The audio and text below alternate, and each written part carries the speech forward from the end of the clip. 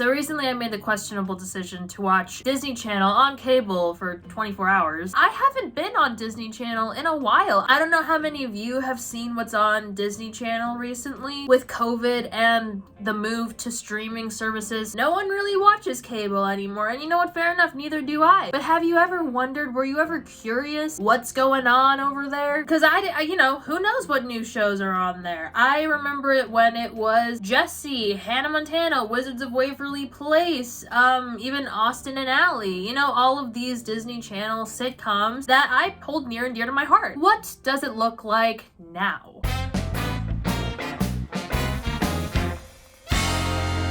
I woke up at the ass crack of dawn so I could catch my first Disney Channel show of the day, which ended up being Monsters at Work. Monsters at Work is an animated TV show based off of Monsters, Inc. Basically, from what I can remember, it shows Mike, Sully, a bunch of other monsters trying to run the, laugh factory because they're not using screams anymore, they're using laughs and good times. It was cute, not gonna lie, and they showed 2 back-to-back showings of that. Then there was a show called Big City Greens, and honestly, Big City Greens is a fun time. I thought I wasn't gonna like it, but it's a mix, I'd say, of Gravity Falls and Amphibia. We've got 2 siblings, a boy and a girl around the same age, a single father and a feisty grandma, all living in this home. And they're from the country and they're trying to live in the big city, you know, you get the gist. Next up was the show called Hamster and Gretel. Now, it has the same feel as Phineas and Ferb. I know Milo Murphy's Law, you know, they're all kind of the same art style, the same comedic, whatever. One thing I did love about Hamster and Gretel, though, is that the voice of the dad in the show is Badger from Breaking Bad, and I just seen Breaking Bad and I was like,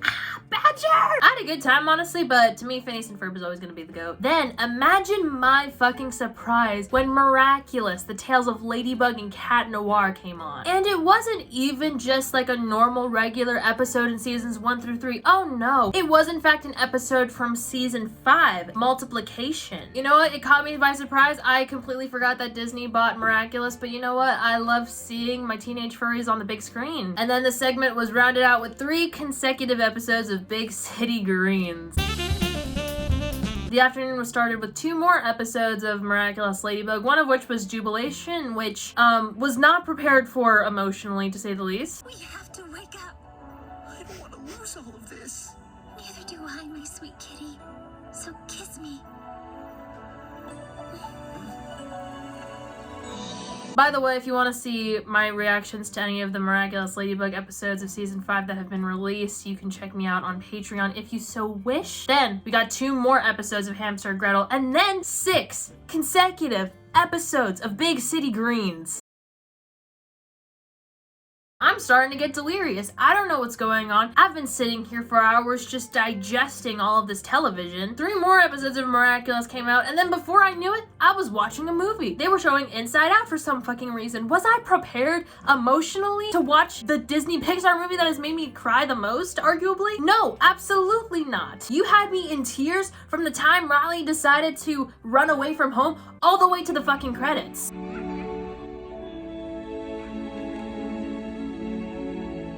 We finally get a new show, The Proud Family Louder and Prouder. I was having a good time. I had never seen the show. I haven't even seen The Proud Family like the first one, so honestly it was a good time. 2 more episodes of Big City Greens, 2 more episodes of Hamster and Gretel, 2 more episodes of The Proud Family Louder and Prouder, and then we get 2 episodes of Miraculous. And when the first one came on, I was like, oh shit, I haven't seen these episodes before. So I had to take an hour-long break because the 2 episodes of Miraculous were ones that I hadn't seen before and I wanted to save them for the reaction on Patreon. So technically, I watched Disney Channel for 23 hours. But let's just give me a fucking break. And then we get into Fever Dream territory. This is the hours from 1 a.m. to 5 a.m., which honestly was a really fun time. But before I get into it, I'd love to thank the sponsor of today's video, which is Notion. Notion is a web application with tons of organizational tools to help you be more productive, which is especially good for your girl who is a college student that struggles with time management. And before Notion, I found myself very overwhelmed with all of the things that I needed to do. I need to plan out time to study, do my homework, go to my classes, but I also need to schedule in time to watch movies and TV shows to review on YouTube and when to to edit my videos, and it's just a lot to deal with mentally. But the awesome thing about Notion is that it's pretty much your one-stop shop to bring together and organize all of the different facets of your life. So I thought it'd be fun if I take y'all through my Notion page so you can see what it's about and see how I use this to help me be more productive in my everyday life. So one of the first things that I do to start off my day is I look at my to-do list for the day, and Notion has this really cool application where you can put it in a sort of calendar format. And if we look at today, we can see my little to-do list here. It's actually not that long because I'm giving myself a little bit of a break. There's something just so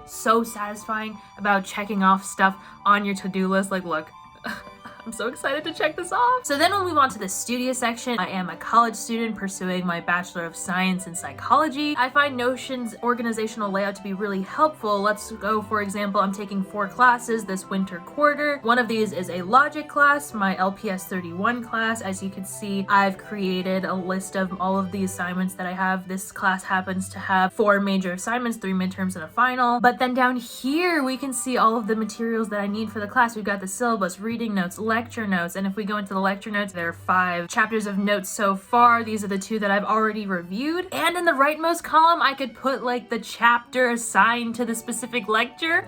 So aesthetically pleasing. And then over here, this is my personal biz area. One of the tools that I really love, you know me, I'm a movie and TV show girly. That's mainly what I talk about on this channel, and Notion has this really fun application where I could put in the movies that I've watched recently in the month of February. I've been watching a lot of rom-coms with my roommate, and you can add in movies that you're meaning to watch. I just finished watching Breaking Bad. It was awesome, and now I'm gonna watch El Camino soon, hopefully. And then I've also been meaning to watch this movie Whiplash with Miles Teller, my bae. And then of course we have the YouTube section. This is the video that I'm currently working on. I've hidden the other ones that are in the works to keep it a little bit of a surprise for y'all. But again, I really like over here we have the deadline calendar where I could see specifically which videos I have scheduled for when. It's really helpful for me so that I could stay on top of everything that I need to do. And in all, Notion is giving me the opportunity to be the aesthetic, organized girly of my dreams. You can use Notion to put all of the thoughts that you have in one place, in one tab. Notion's intuitively easy to use, it's very customizable, and it's free to use if you're using it for individual purposes like myself. Thank you again to Notion for sponsoring this video. I'm Amanda Todhunter, and you're watching Disney Channel.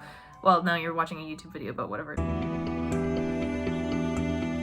At 1 a.m., the first show from the good old days, the Disney Channel that I remember, comes on, and it is 3 consecutive episodes of Jessie. Now at this point, I was pretty delirious. I'm really not that used to like doing all-nighters, and here I was watching the episode where the Ross family went to space, where Michelle Obama came to like this girl's birthday party just for no fucking reason. Then an episode of Raven's Home came on. Then an episode of a show that I had never even heard of before, The Villains of Valley View. It was actually a complete ripoff of the Thundermans in my opinion, because The Villains of Valley View, you have a family of supervillains trying to act normal, trying to conceal their powers. The Thundermans is the exact same thing, but the opposite. Then we got another episode of Jessie, and then we got Bunked learning the ropes, which first of all, I was like, learning the ropes? What are we even talking about here? I didn't see Emma, Zuri, Ravi, Luke. I don't even think Luke was in the first Bunked. It seems that they have continued the Bunked show without the main cast, the cast of Jessie. Like, I guess their contracts ended or something because they're just not in the show anymore, which I'm pretty sure was one of the main reasons why people watched the show in the first place. So I wonder how this new Bunked show is doing, because I have no idea who any of these people are or what's going on. I'm pretty sure the only person from the old Bunked cast that has still been returning is Lou, I believe her name is. Then we got another episode of Jessie before 5 a.m. hits.